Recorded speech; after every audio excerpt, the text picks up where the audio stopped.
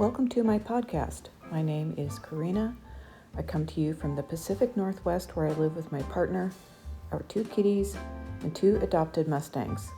Information about the Wildhorse adoption program will be in the episode description box. This podcast covers knitting projects, my horsemanship journey, and my other passions like vegetable gardening and bicycling.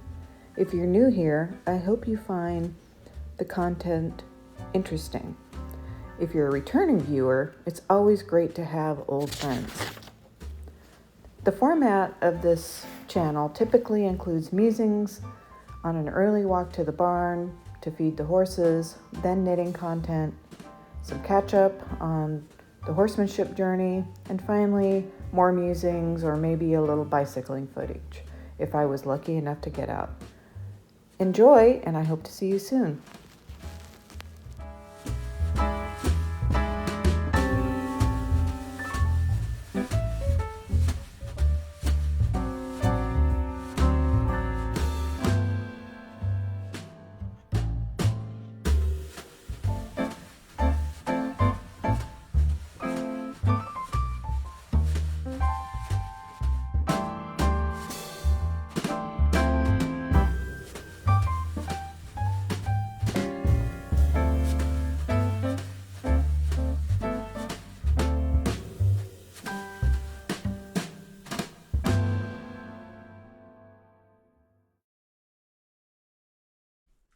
Hey friends, welcome to another episode of my podcast.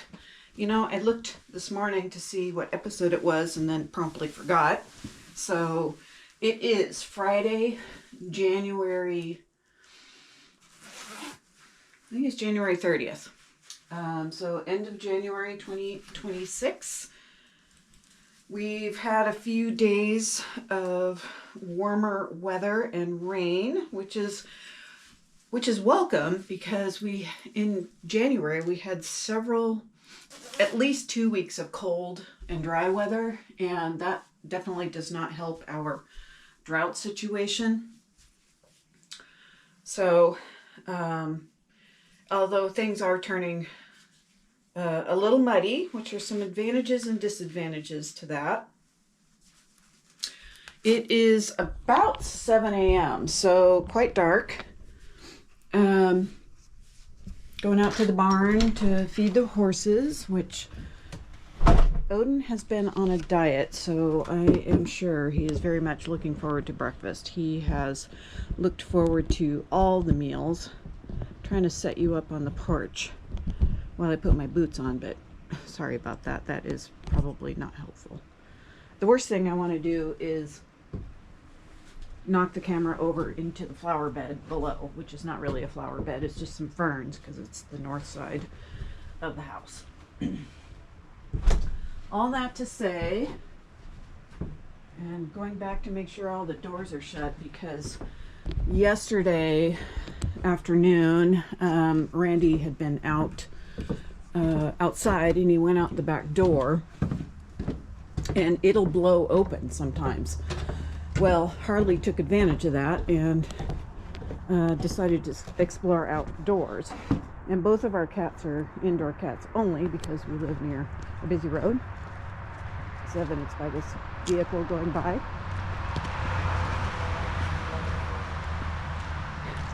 And you're probably aware that we have lots of predators around here. So naturally, we both panicked.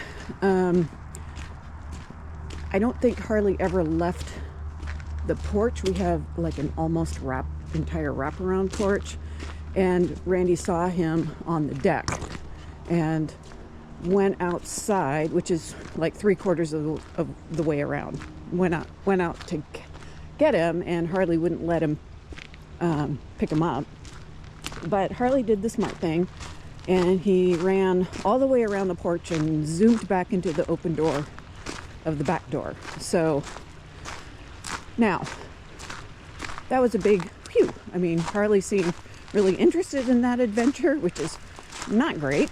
We don't want him to be a coyote snack or snack of an owl or anything else. Now, where was Herbert? Well, Herbert is a scaredy cat, and he was on the middle shelf of our closet, so which is one of his favorite hiding places when he's feeling vulnerable. So that was some excitement yesterday, but all is well that ended well, and we are more careful about doors. Horses have been good. Bragi has hi Bragi. Speaking of Bragi, I see his eyeballs. There's O, very much interested in coming into breakfast. Hey cutie. So I'm still doing the kind of approach and retreat with him with the headlamp. And so right now he's evading me. Good boy. And he just looked at me, so I take the headlamp away. Since I am arriving in the barn and Odin especially is interested in breakfast, I'll do the catch up on the horses and kind of the life segment later. I do have knitting stuff to share. No finished objects this week. But some progress on some whips. Talk to you soon. Good morning, friends. Welcome to the knitting part of this episode. It is episode 186. I hope you have something nice to drink. I am working on my second cup of tea and maybe a crafty project to work on. So I have my computer in my lap. My thoughts are a little scattered today, so I may look down at it frequently, and I'll tell you why. So I have to work a little bit today, even though Fridays are normally my day off. I am happy to check in and participate in meetings that I may have to cover for or participate in later in the month. So that's why I am working today. The other thing that's happening is my trainer's coming, and we are going to work on some stretches with Odin to help his arthritis. I'll talk more about that later, and also work with Bragi. And then the other thing that's happening is that we are having a family Zoom, and I'll talk about that later in the life stuff. So what am I wearing? I am wearing a self-drafted scrappy green sweater. So I am going to stand up so I can show you. It's very simple pattern. I think the pattern recipe I got was from knittingfool.com, and what I did is I had a whole bunch of green scraps and I held it with double with a skein of nativity yarn that was in kind of a complementary color. It was kind of a neutralish green. So let me see if I can get my chair back up here so I can talk to you properly. And I just unplugged my computer. So sometimes there's just a lot to manage, and my desk space is not very big. So let's try this again. Okay, here I am again. I am also wearing the Almondine socks that I made from a Legacy Fiber Arts Halloween colorway. It was a 2022 colorway called Smell My Feet. So the contrast color, which is the cuffs, heels, and toes, is kind of a bright orange with some sparkles in it. And then the main color is a kind of speckled lavender with some, maybe a little bit of orange tone. My Ravelry project page is linked in the show notes if you are interested. The pattern is in 52 weeks of socks. It is warm, so wearing what is essentially a DK weight sweater might have not been a great choice. It's been like in the upper 40s and low 50s. So we'll see how long I can keep this sweater on. But here it is for now. I haven't worn it yet this season. I mean, it seems like it's either been too warm or too cold. So I have been wearing my like bulky weight and worsted weight sweaters, and also the fingering weight sweater. So it's not quite DK sweater weather yet. So I brought some whips up. Let me show you the Talvinen. So I have made some progress on that. This is in a bag I crocheted out of cotton, held double, and it is the float tote. It's a pattern by Lotven Stitches or Nitty Natty. I can never remember which her design name is. Her podcast is Nitty Natty or Lotven Stitches, and I think she also says, you know, also known as Nitty Natty. So all that to say, let me show you the Talvinen sweater. So this is a pattern by Caitlin Hunter. I think I started this in October or November. So the body is done. The birds are Finnish soul birds. That is what a Talvinen is. And then there is some color work here at the bottom. The main color is Nightshade. This pink color is, or it's an accent color, is called Love Drunk. And then the birds and this section is a Woolen Women colorway called Kentucky Derby, and that was from last May. So I've made a fair amount of progress on the sleeves. And I think where I left off last time, I was just still working on the stockinette section. So I am in the colorwork section. Normally I change needles to large needles, but after I'm done with this, and the reason for that is to avoid puckering. I decided not to because I'm going to start decreases right after the colorwork section is done. So I've done this accent color and then just started the colorwork in the Kentucky Derby colorway. And then, so I only have, I don't know, about maybe 10 more rounds of the chart. Then I do the decreases and the cuff, and then I work on the second sleeve. I don't think I said who the yarn is by. It is by, well, I mentioned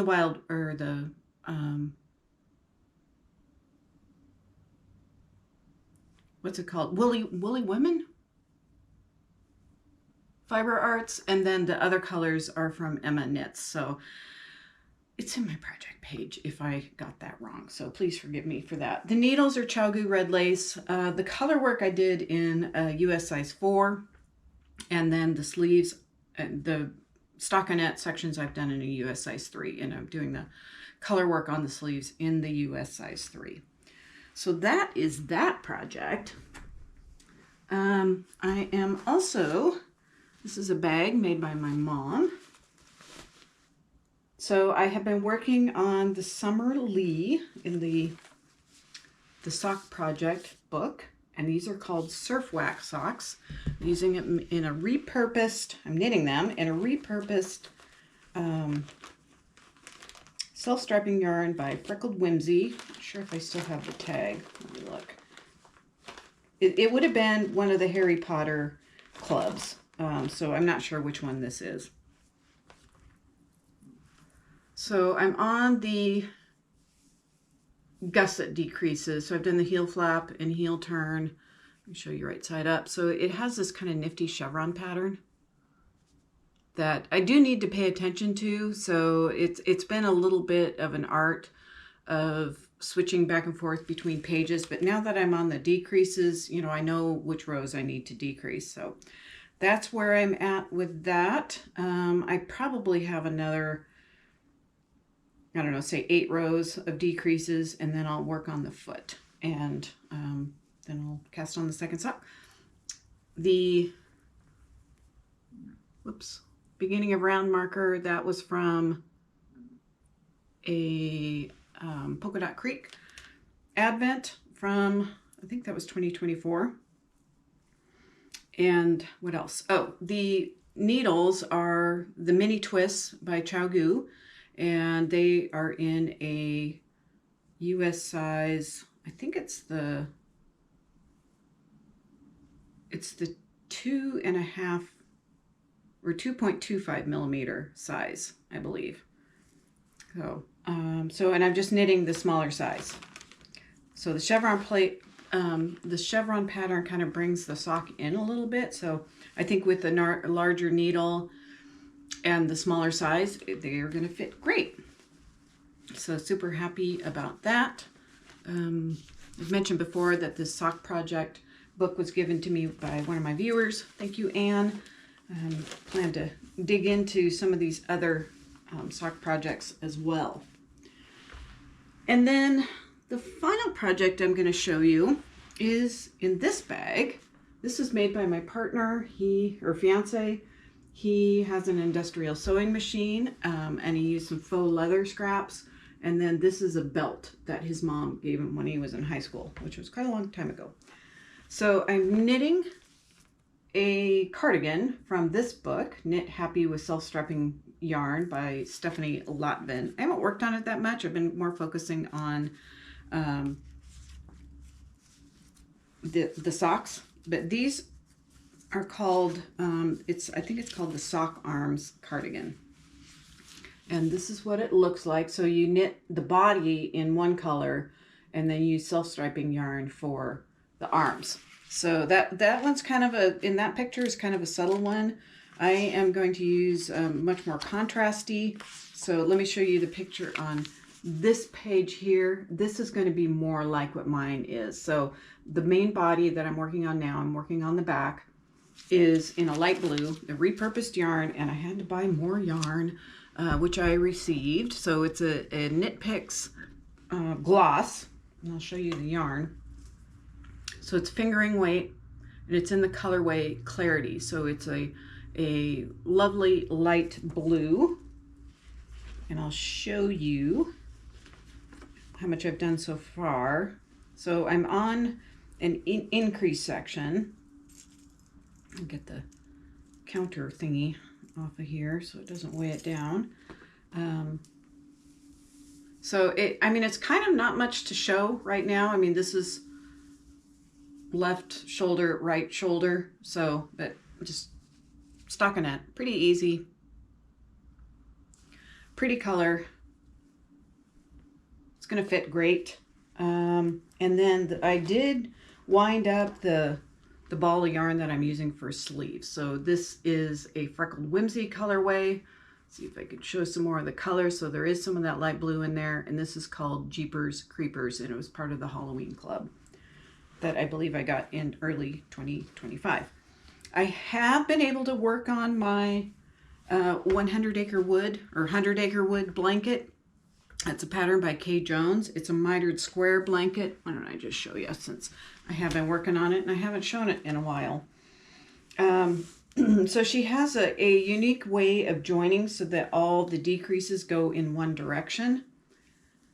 So I think this is upside down, which, doesn't matter. So you can see that the diagonals go all in this one direction. Although I did this one backwards. So I think what it is supposed to do as you go across is supposed to zigzag. So this one, I joined incorrectly, but this is the row that I've been working on. So this is from the So Faded. This looks like a scrap. This is a Woolen Women. I knew I'd get it. This is from a Woolen Women box. This is Denim and Daisies. I think this is this pink was a Advent Mini. I think the lavender's an Advent Mini. This is from can you see that there? This is the String Lights Repair Shop colorway, Advent colorway by Legacy Fiber Arts. From the vanilla is the New Black. I don't remember what this is from. Oh, it's from So Faded also. And then this last one, I believe is, it was a mini set. I want to say it was maybe a Halloween mini set from Polka Dot Creek. Probably 2023, I'm guessing. So I have made a fair amount of progress, and I've had some training and knitting time to work on that, so that's been kind of fun. So that's it for the knitting portion. If you are here just for that, I'll see you later, but I want to talk about just some life stuff that's been going on this week. I already talked about the weather, so I'm kind of expecting my outdoor garden to start doing stuff, even though the seeds may have given up since we had such a long cold and dry spell. I'm just planting stuff in containers. The tulips and other bulbs are starting to emerge, so that's really encouraging. I've started to hear Tweety birds. I heard a robin this morning and a Pacific wren, so that was pretty cool. I still have an indoor garden going, and the I need to remember to use the microgreens. We had salad for dinner last night. Did I remember to use the microgreens? No. So maybe I'll have salad for lunch today, and I'll use my microgreens.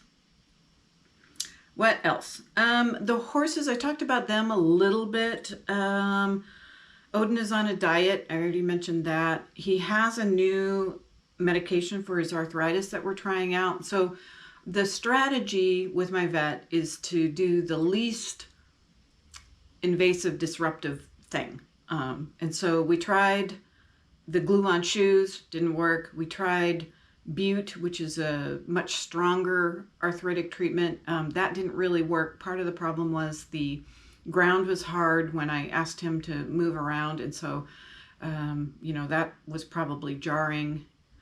So she said no more small circles for him, and don't do anything with him when the ground is hard. The ground is soft, so with this new arthritis medication, my trainer's coming to help me show me some stretches, so it's kind of horsey yoga that I'm going to start doing with him. And I did teach him this week to pick up his feet with me just tapping on his fetlock. So that's the kind of the ball joint that's above the hoof. So a lot of people, they like tug, pull, lean into their horse to get them to shift their weight. Well, Odin just leans back. So I just thought, okay, well, how about if I just tap it? And he lifts it up itself. It's so much easier on all of us. So I'm looking forward to that. Another exercise is tail pulls. So I'm not exactly sure what that does. It might just kind of strengthen, kind of pull, stretch the muscles along the spine, especially in that hind end. And we are going to have to start walking hills. So there is a decent hill, which you've seen me walk morning after morning out to the barn. So I think we're just going to walk up and down that hill a few times, and probably, like walk down the first hill from the barn, maybe back up a little bit, and then walk up the next hill, turn around, and then back up, and then maybe do it one more time. So I'm going to talk to my trainers to see what's reasonable for where he's at right now in terms of fitness and pain wise.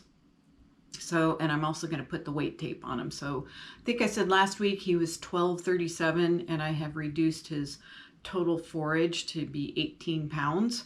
And he cleans that up pretty good, but hopefully there is some indication on the weight tape today that strategy is working. Bragi, still trying to build connection and focus.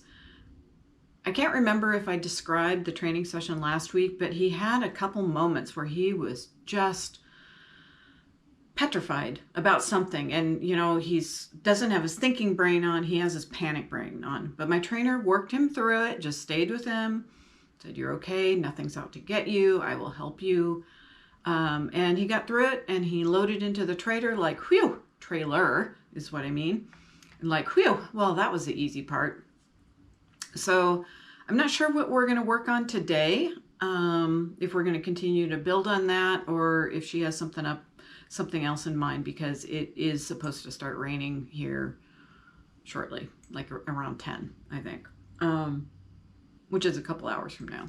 Check the time, 8:30. Yep. Bragi did have a rough day on Tuesday. He was he could not put on his halter, and I admit that was partially my fault. I asked one more time. So he put it on twice. I went to do it a third time thinking he was enjoying the game, but he's like, no, no, no, no. And so then I tried increasing pressure by doing a game that's harder for him, and that didn't work either. So I ended up being really frustrated at the end. I was kind of in a bad mood, and I'll talk about that a little bit later, the reasons why. So, but what I ended up doing is I needed to leave him in a good place. So I just ended up doing an approach and retreat with the halter. And then and that worked, and that was fine. And then I played one of his favorite games with him, which is touching a target, which is a big green lid with his nose. So the next day I felt really uncertain about, it's like, what if I can never get a halter on this horse again? Of course, that's where our minds go, right? So what I did is I decided I would work with Odin first, because I knew I wanted to work with Odin, and if I was working with Bragi and it wasn't working, I knew I'd be impatient. So I decided to work with Odin first, and I noticed how I approach Odin. I always approach Odin like, oh, hello, friend. And I scratch his neck and, kiss his nose or, something like that. And I'm really friendly with him. And then I start the training session. And that was the pick up your feet if I tap your fetlock exercise. Well, when I start doing that, Bragi starts to get interested. So I was like, okay, I am going to make an effort to greet Bragi the same way that I greet Odin. Why do I treat them differently? Well, they're very different horses, and I have a high level of trust with Odin, whereas Bragi can be somewhat surprising, and I don't always know what to expect from him. But I thought, well, I'll just make sure I connect with him. I'll greet him like, hello, friend, how are you today? What is on your mind? Is there anything I can help you with? And I think, we could do this with our friends too, right? And acquaintances and colleagues and so on. And it might help generate the conversation, a better conversation. So then, he responded to, I scratched his neck. He kind of wrapped his nose around me like, oh, hello. Yeah, I'm glad to see you. And then I thought, well, I asked him, I said, do you feel like playing the halter game today? And he did. It took him a minute to want to stick his nose in the halter. So what I do is I hold the nose band of the halter kind of out wide and just stand by him. And when he sticks his nose in, that lets me know he's ready. And he almost changed his mind, but I kind of caught him like, no, you need to stay here. And he did, and I put it on. I clipped him in, buckled him up, like kind of seatbelt safety is the way that I think about playing this game. I gave him a treat, and I just started scratching his neck and his other itchy spots near his face. And he had a snack, and then I took it off. And it's like, okay, let's play something else. And I think it's really important when you're working with animals, or probably even communicating with humans, leave it at a good spot. You don't need to hammer the point home. Most of us are intelligent enough, perceptive enough that we get it. There's no need to put a nail in the coffin, as it were, because that's what it ends up being. It ends up being a coffin if you do that. So that was an important lesson learned to me. And Bragi since then has been very soft and very connected. So I have been able to put his halter on again. So that was Tuesday was the hard day. Wednesday we did it. I don't think we did it yesterday. I was super busy yesterday. So I had back to back meetings all day yesterday. So anyway, my trainer's coming today. We may revisit that, and she can give me some suggestions on how to move forward with him. So I have been, watching Karen Rolfe. She is the founder of Dressage Naturally, to make training plans.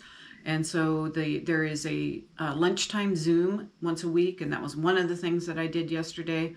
At lunchtime, I did the Zoom, and did a training plan. And I think that's been really helping me think about what my goals are and what went well, what didn't go well. And one important question is like, after your training session, what would your horse tell his friends about what he did today? So, excuse me. So I like that idea. I also joined the Riders Pilates Club, and I have that link in my show notes too. And I joined that. This is a British Pilates trainer who, instructor, who also rides and is helping it. She helps riders understand the connection between the muscles in their bodies and their flexibility and their mobility or immobility, as it were, how it relates to riding. So I have been doing that. I have been enjoying the heck out of it.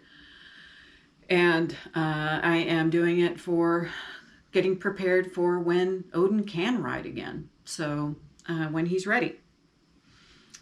Okay, so kind of more on the off or life stuff. Dad is still in the nursing home for rehab, and we are going to have a family Zoom meeting this afternoon to just talk about ways to continue to support them and, you know, what our capacity is.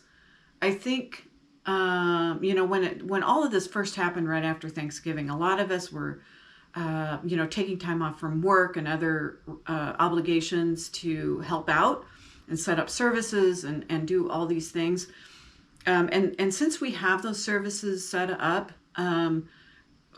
we have all pretty much scaled back on what we can do because we have these other obligations, and we are aware that Dad is in the best place possible for his care, and his wife is able to visit him without relying on us so much. So that's the good news, and we're just having a family Zoom to check in and see if there's any other things that we need to address for now.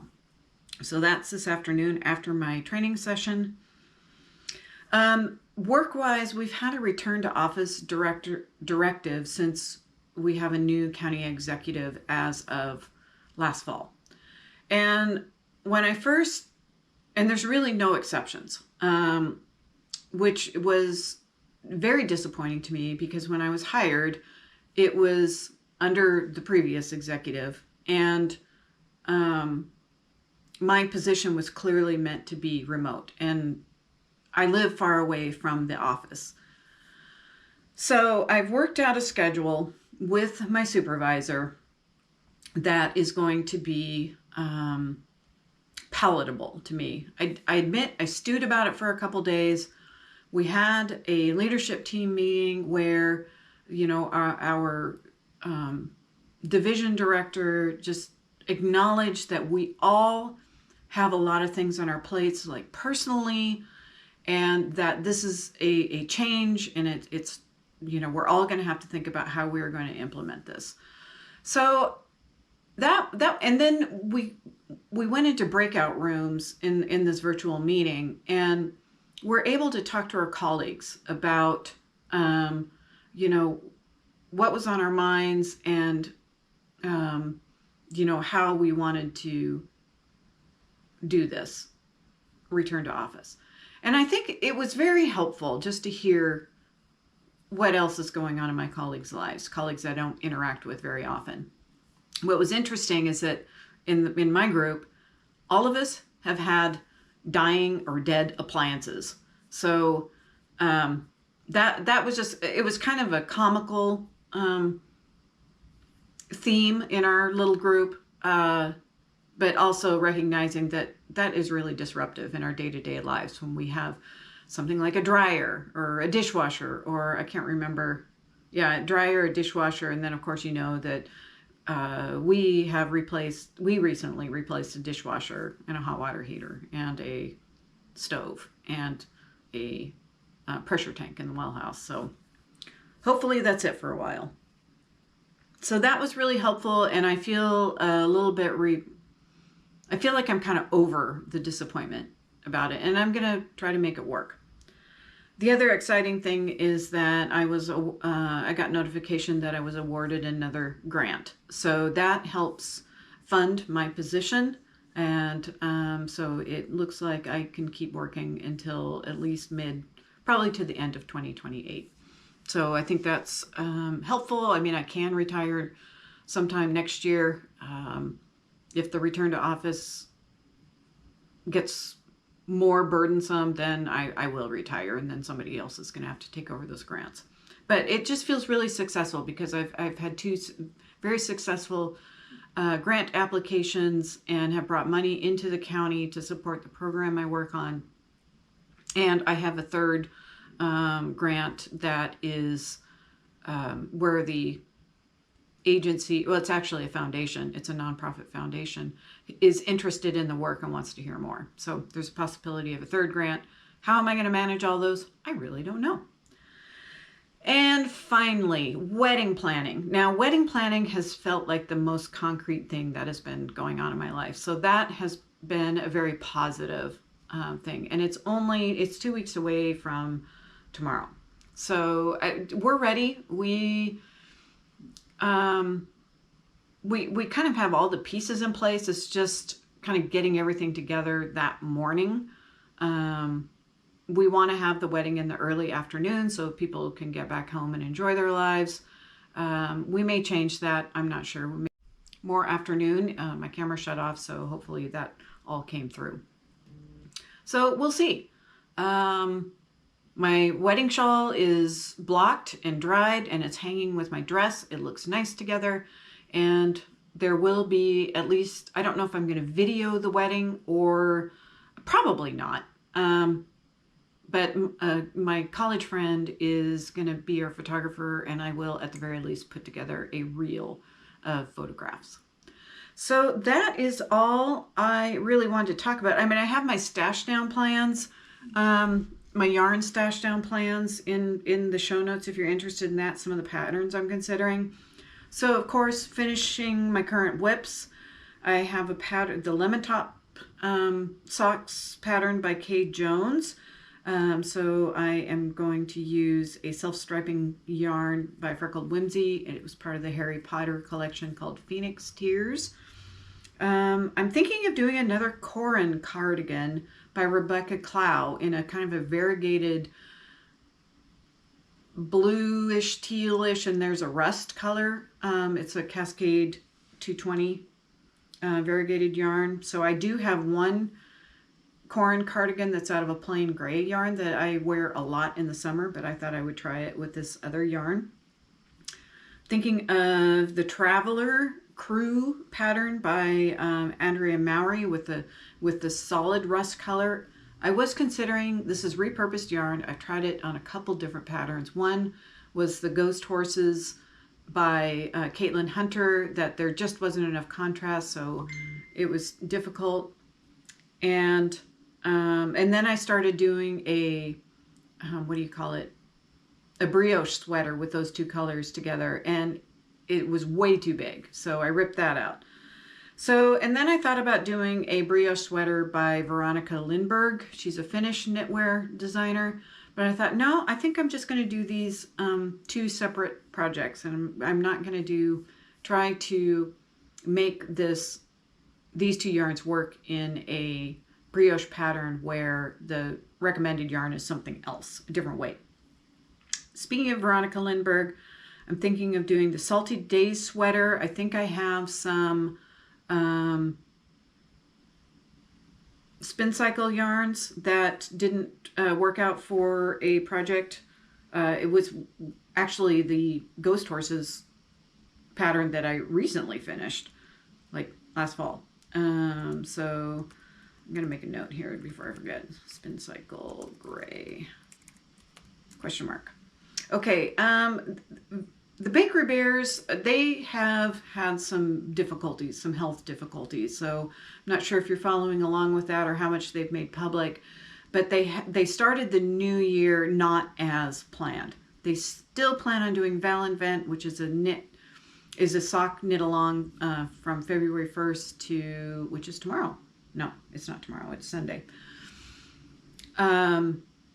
February 1st to February 14th. I may participate in that. I did pick out some yarn, so it just really depends on what the pattern is. And it is another Freckled Whimsey. I think it's actually a pink Halloween colorway. So it's a little strange, but thinking about pink and Halloween, but it's a beautiful colorway. I'm also thinking of the rugby shawl for a gold and blue Brooklyn tweed fingering weight yarn. I'm thinking of the Weekender Light, which is an Andrea Mowry pattern for a pink fingering Brooklyn tweed yarn. A mock neck tank by Jessie Maid Designs for a light blue lace weight yarn that I will hold double because that worked with a pink lace weight yarn that I had for the pattern or for the project I did last summer. Sea Glass Sweater by Wool and Pine out of scraps. So that's a colorwork sweater that I think you literally just pick up scraps and you're doing, I think, every other, what do you call it? Like the floats aren't very long. Just you're knitting every other color in, every other stitch in the different color, the contrast color. Mittens out of the Knit Happy yarn that I showed. This book out of the leftover Hollyberry West Yorkshire Spinners holiday yarn that I made. Vanilla is the new black. So let me see, find those mittens that I'm thinking of doing. They won't be self-striping, but I think they're going to be pretty nonetheless. So this pattern here. So probably sometime next fall. When it was cold, I was wearing a lot of my mittens. So that's fun. And then socks, and then I'm also thinking of giving away leftover yarns or, just continuing to maybe work on different blanket patterns. I'm not sure. I think I have the Jelly Roll pattern by Kay Jones that I may start eventually. That's a long time in the future. So that is that. I mean, the whole purpose of that is, just to use up my scraps and then use up my stash and then purchase yarn more intentionally for projects that I want to knit. I think I've said enough. So I will talk to you later. Have a great day, everyone.